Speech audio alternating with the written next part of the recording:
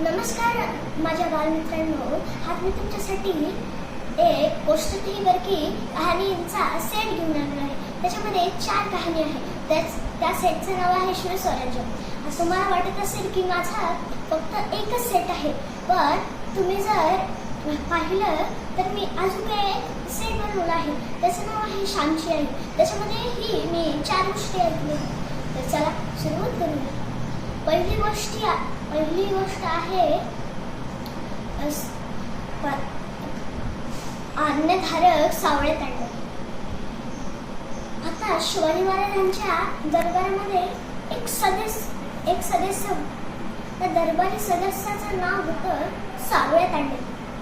आता शिवाजी महाराजांनी आपल्या गडाच्या काही असे नियम बनवले होते जे फक्त दरबारी सदस्यांनाच माहीत होते.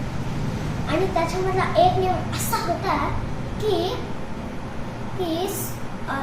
सकाळ व्हायच्या आधी व सूर्यास्तानंतर कोणालाही गडावर प्रवेश देऊ नये व गडावरून जायची परवानगी कोणालाच नाही. तर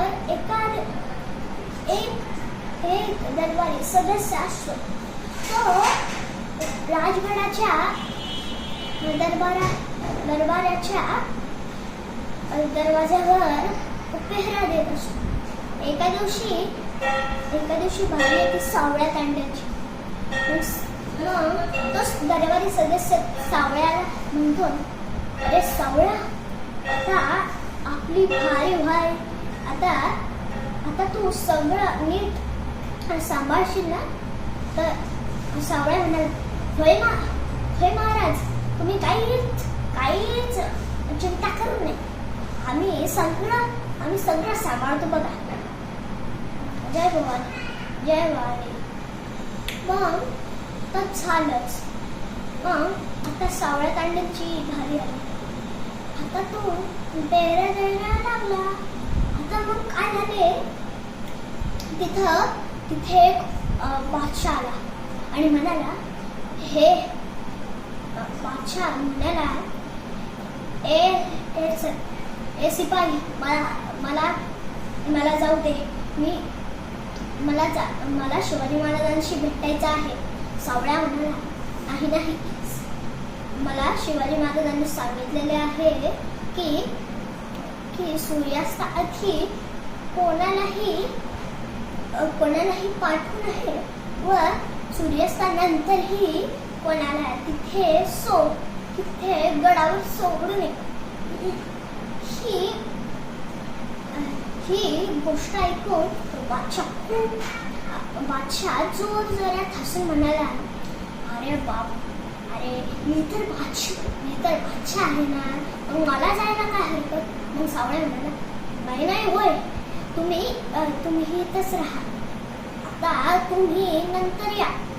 नंतर जेव्हा सूर्यास्त होईल त्याच्यानंतर 2 घंट्यानंतर गडावर या. तेव्हाच तुम्हाला शिवाजी महाराज मिळेल. आता मग तो बादशाह म्हणाला, तुम्हाला अडवायचा प्रयत्न करू नको, नाहीतर बघ तुझा काय हाल होईल. मग सावळ्या म्हणाला, होय, बघा तुम्ही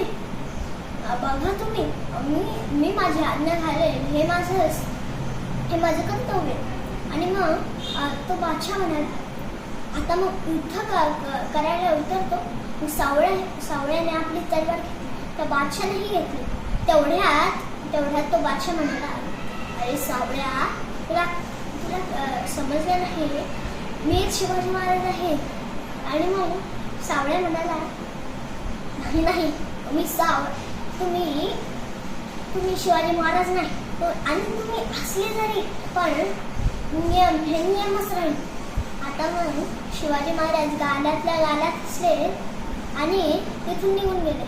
आणि नंतर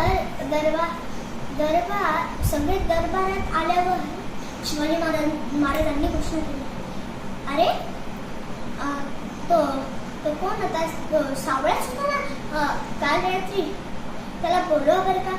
आता सगळ्या दरबारी सदस्यांना कळाले होते की सावळ्यांनी काय पाप केलं आहे.